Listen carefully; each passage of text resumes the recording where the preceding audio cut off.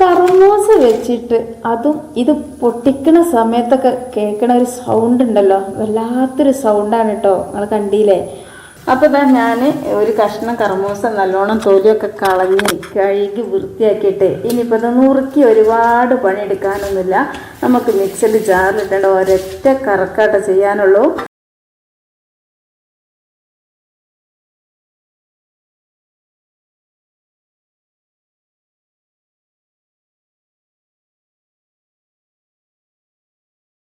ഏതായാലും ഞാൻ ആ കർമൂസ കഷ്ണങ്ങളാക്കിയിട്ട് മിക്സിഡ് ജാറിലിട്ടിട്ട് ഒരു തുള്ളി വെള്ളം പോലും ചേർക്കാതെ ഒന്ന് ക്രഷ് ചെയ്തെടുത്തിട്ടുണ്ട് കേട്ടോ. ആ ഒരു ഞങ്ങൾ കണ്ടില്ല, ഞാൻ കാണിച്ചു തന്നെ അതേപോലെ ഒന്ന് കഷ്ണങ്ങളായി നിന്നോട്ടെ. ഇനി നമുക്കിതിലേക്ക് ഒരു 2 മീഡിയം സൈസിലുള്ള 2 സവാള ഒന്ന് കട്ട് ചെയ്യണം.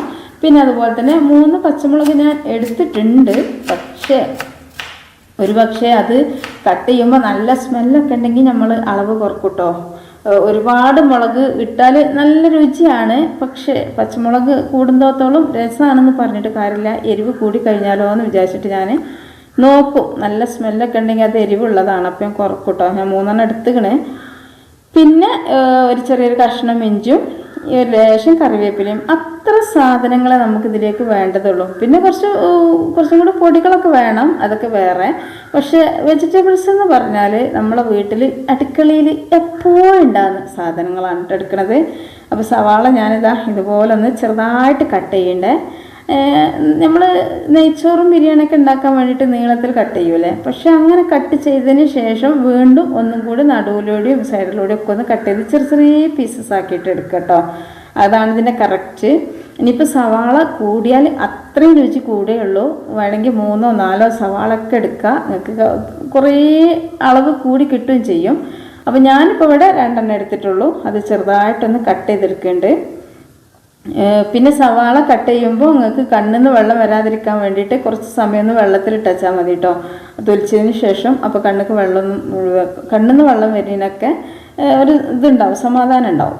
പിന്നെ ഇതാ ഞാൻ പച്ചമുളക് ഞാൻ പറഞ്ഞല്ലോ, ഞാൻ ഒന്നെടുത്തുകാണ്ട് ചെയ്തപ്പം വലിയൊരു കുഴപ്പമൊന്നുമില്ല, ചെറിയതായിട്ടൊരു മണമുണ്ട്. പക്ഷെ ഞാൻ വിചാരിക്കണം എന്താ അറിയോ, രണ്ടാമത്തത് കുറച്ചൊരു നിൽക്കുന്ന സമയത്ത് നമ്മളിങ്ങനെ നെക്കി നോക്കുമ്പോൾ ചപ്പണില്ല എന്നുണ്ടെങ്കിൽ നല്ല മൂത്ത മുളകാണ്. അങ്ങനെ ചപ്പുണ്ടെങ്കിൽ പിന്നെ അത് വലിയൊരു എരിവൊന്നും ഉണ്ടാവില്ല. പക്ഷെ അപ്പോൾ 2 കുറച്ചൊരു ചപ്പ് ഉണ്ട് കേട്ടോ. അപ്പോൾ ഒന്ന് കുറച്ചൊരു ചപ്പൽ കുറവാണ്. അപ്പോൾ നല്ല നെങ്ങാൻ പണി ഉണ്ടായപ്പോൾ ഞാൻ വിചാരിക്കുക നല്ല എരിവുണ്ടാവും എന്ന് വിചാരിച്ചിട്ട് ഞാനത് അങ്ങോട്ട് മാറ്റി വെച്ചിരിക്കണം. അപ്പോൾ 2 പച്ചമുളകാണ് എടുത്തത്. പിന്നെ കറിവേപ്പില, നല്ല അടിപൊളി കറിവേപ്പിലയാണ് കേട്ടോ. നമ്മൾ വീട്ടിലുണ്ടായ കുഞ്ഞു ഇലകളാണ്, നല്ല സ്മെല്ലും ഉണ്ട്. കറിവേപ്പില എത്രത്തോളം ഇടണം അത്രത്തോളം രുചി കൂടും. കറിവേപ്പില, ഇഞ്ചി, പച്ചമുളക്, വലിയുള്ളി, ഇതൊക്കെ കൂടണ ഒരിക്കലും കേടല്ല കേട്ടോ, കൂടുന്നത്തോളം രുചി കൂടുകയുള്ളൂ. അപ്പോൾ കറിവേപ്പില കുഞ്ഞാണെങ്കിൽ ഞാൻ കട്ട് ചെയ്തിട്ടുണ്ട്, ചെറുതായിട്ട് കട്ട് ചെയ്തിക്കണേ. അങ്ങനെയാണ് വേണ്ടത്. ഇനിയിപ്പോൾ ഏതായാലും നമുക്കിതാ കട്ടിങ്ങൊക്കെ കഴിഞ്ഞ് ഇതിലേക്ക് ഒരു പാത്രം, നമുക്കിത് കുറച്ച് സാധനങ്ങളൊക്കെ ചേർത്തിട്ട് നന്നായിട്ട് കുഴച്ചെടുക്കാനുള്ളതാണ് കേട്ടോ. അപ്പോൾ അതിനും കൂടെ കണ്ടിട്ടുള്ള പാത്രം നോക്കിയിട്ട് എടുക്കുക. കുറച്ചൊരു വലുപ്പമുള്ള പാത്രം തന്നെ ആയിക്കോട്ടെ. അപ്പോൾ ഞാനിതൊക്കെ ഒരു പാത്രത്തിലേക്ക് ഇട്ട് കൊടുത്തിട്ടുണ്ട്. ഇനി നമുക്ക് എന്താ വെച്ചാൽ ഇതിലേക്ക് കുറച്ച് പൊടികൾ ചേർത്ത് കൊടുക്കണം. മല്ലിപ്പൊടി ഇല്ല, സോറി, മുളക് പൊടി, മഞ്ഞൾപ്പൊടി, അങ്ങനെയൊക്കെ കുറച്ച് സാധനങ്ങളൊക്കെ ചേർത്ത് കൊടുക്കാണ്ട് കേട്ടോ.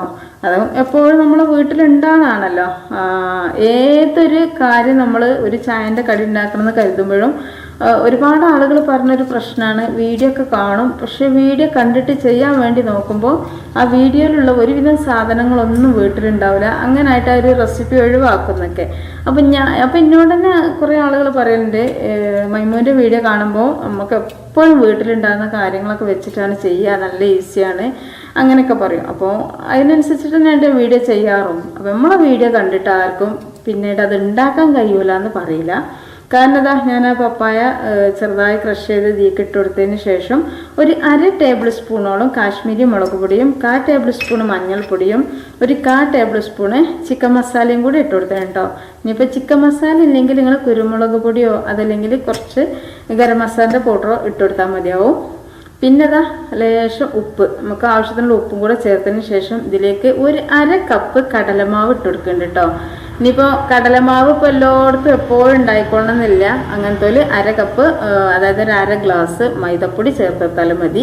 ഇനിയിപ്പോൾ മൈദപ്പൊടി ഇല്ലെങ്കിൽ ഗോതമ്പ് പൊടിയിലും ചെയ്താലും അടിപൊളി ടേസ്റ്റ് തന്നെയാണ്. പിന്നെ അരിപ്പൊടി ഞാനൊരു 1/4 കപ്പ് ഇട്ടു. 1/4 കപ്പിൽ മേലുണ്ടാവും, 1/2 കപ്പില്ല, ആ ഒരു രീതിയിലാണ് ഇട്ട് കൊടുത്തത്. അപ്പോൾ അതും കൂടി ഇട്ട് കൊടുത്താലേ കേട്ടോ. ഇനിയിപ്പോൾ നിങ്ങളടുത്ത് കോൺഫ്ലോറോ ഒക്കെ ഉണ്ടെങ്കിൽ ഇട്ട് കൊടുത്തോളൂ. കോൺഫ്ലോർ ഉണ്ടെങ്കിൽ ഒരു 3-4 ടേബിൾ സ്പൂൺ ഇട്ട് കൊടുത്താൽ നല്ലൊരു സോഫ്റ്റ് ആയിട്ട് കിട്ടും. അല്ലെങ്കിൽ മൈദപ്പൊടി, ഇനിയിപ്പോൾ നിങ്ങൾ അരിപ്പൊടിയും കടലമാവും ഇട്ടുണ്ടെങ്കിലും ഒരു 3-4 ടേബിൾ സ്പൂണ് മൈദ ചേർത്ത് കൊടുത്താൽ നമുക്കിത് ഇങ്ങനെ ഫ്രൈ ചെയ്തെടുക്കുമ്പോൾ നല്ലൊരു സോഫ്റ്റും ഒക്കെ ആയി കിട്ടാനൊക്കെ ഒരു സഹായം ഉണ്ടാവും. ഞാനിപ്പോൾ അതിട്ട് കൊടുത്തില്ല, രണ്ടും ഇപ്പം എൻ്റെ കയ്യിലില്ല, ഇട്ടില്ല വെച്ചിട്ട് കുഴപ്പമില്ല. ഉണ്ടെങ്കിൽ ഇട്ട് കൊടുത്താൽ ഒന്നും കൂടെ നിങ്ങൾക്ക് ക്ലിയറായിട്ട് നിങ്ങൾക്ക് ഈ ഒരു വട കിട്ടും കേട്ടോ. അപ്പോൾ ഞാൻ എല്ലാം കൂടെ നന്നായിട്ടൊന്ന് കുഴച്ചെടുത്തു. വെള്ളമൊന്നും ചേർക്കാതെ നന്നായിട്ടൊന്ന് മിക്സ് ചെയ്തെടുത്തിട്ടുണ്ട്. എന്നിട്ട് നന്നായിട്ട് മിക്സ് ചെയ്ത് ആ ഒരു എല്ലാത്തിൻ്റെയും ഇഞ്ചി, പച്ചമുളക്, കറിവേപ്പില, ഉള്ളി എല്ലാം കൂടി ഒന്ന് നല്ലോണം ഞൗണ്ടിയതിന് ശേഷം മാത്രം ഇതിലേക്ക് ആവശ്യത്തിനുള്ള വെള്ളം ഒഴിച്ചു കൊടുക്കുക. ഒരുപാട് വെള്ളം ഒഴിക്കണ്ട കേട്ടോ, ഒരു ലേശം മാത്രം ഒഴിച്ചു കൊടുത്തിട്ട് നല്ലൊരു സോഫ്റ്റ് ആണിന് മുമ്പ് തന്നെ നന്നായിട്ടൊന്ന് കുഴച്ചിട്ട് കുറച്ച് സമയം നമുക്കിതൊന്ന് മൂടി വെക്കണം. ഒരു 10 മിനിറ്റ് മൂടി വെക്കുക. അപ്പോൾ എന്താ പറയുക, നമ്മൾ പിടിച്ചാൽ ശരിക്കും അങ്ങോട്ട് കിട്ടാത്ത രീതിയിൽ വെള്ളം ഒഴിക്കുക.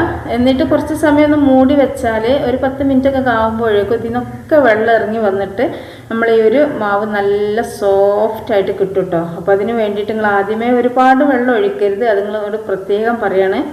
ലേശം വെള്ളം ഒഴിച്ചിട്ട് ഈ ഒരു പരുവത്തിലാണ് വരുന്നത് ചെയ്തതിന് ശേഷം ഞാനിത് കുറച്ച് സമയം ഒന്ന് മൂടി വെച്ചു. ഏകദേശം ഒരു 10 മിനിറ്റോളം ഒന്ന് മൂടി വെച്ചിട്ടേ ഉള്ളൂ. എന്നിട്ട് തുറന്ന് നോക്കുമ്പോൾ അത്യാവശ്യം നല്ലോണം സോഫ്റ്റായിട്ട് ഇതിനൊക്കെ കുറച്ച് വെള്ളമൊക്കെ പൊടിഞ്ഞ് വന്നിട്ടുണ്ട് കേട്ടോ.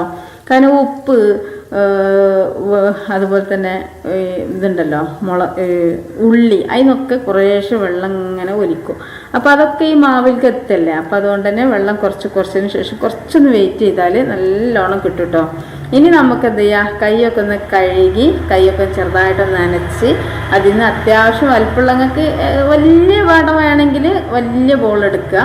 ഈ ചെറിയ വടയാണ് വേണ്ടതെന്നുണ്ടെങ്കിൽ കുറച്ചെടുക്കുക കേട്ടോ. ഞാനിപ്പോൾ അത്യാവശ്യം വലുപ്പമുള്ളൊരു വട തന്നെയാണ് ഉണ്ടാക്കുന്നത്, അത്യാവശ്യം വലുപ്പമുള്ളതാണ്.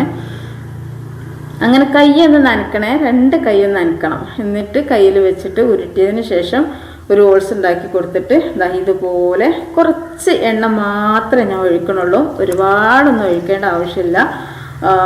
നമുക്കിതൊന്നും മുങ്ങി പൊരിക്കേണ്ട ആവശ്യമൊന്നുമില്ല. അതുകൊണ്ട് തന്നെ നമ്മൾ കുറച്ച് വലുപ്പമുള്ളൊരു ചട്ടി എടുക്കുക, അതിൽ കുറച്ച് ഒഴിച്ചിട്ട് കുറച്ചൊന്നിങ്ങനെ പരന്ന് കിടക്കുമ്പോൾ എന്താ പറയുക, നമുക്കൊരു 3-4 ഒപ്പിട്ടിട്ട് ഫ്രൈ ചെയ്തെടുക്കാൻ വേണ്ടിയിട്ട് പറ്റും. കുട്ടികളൊക്കെ സ്കൂളിലേക്കൊക്കെ പോണ സമയത്ത്, കുട്ടികൾ സ്കൂളിൽ വരുന്ന സമയത്ത് വരുന്ന സമയത്ത് എന്താന്ന് ആലോചിക്കാതെ എന്ത് ചെയ്യുക, നമ്മളെ വീട്ടിൽ എന്താണോ ഉള്ളത് കർമൂസ എടുക്കുക, എന്നിട്ട് കൃഷി ചെയ്യുക. ഈ ഇത്തരം സംഭവങ്ങളൊക്കെ ചേർത്തിട്ട് ഇതുപോലെ ഒന്ന് ഉണ്ടാക്കിയാണ്ടല്ലോ.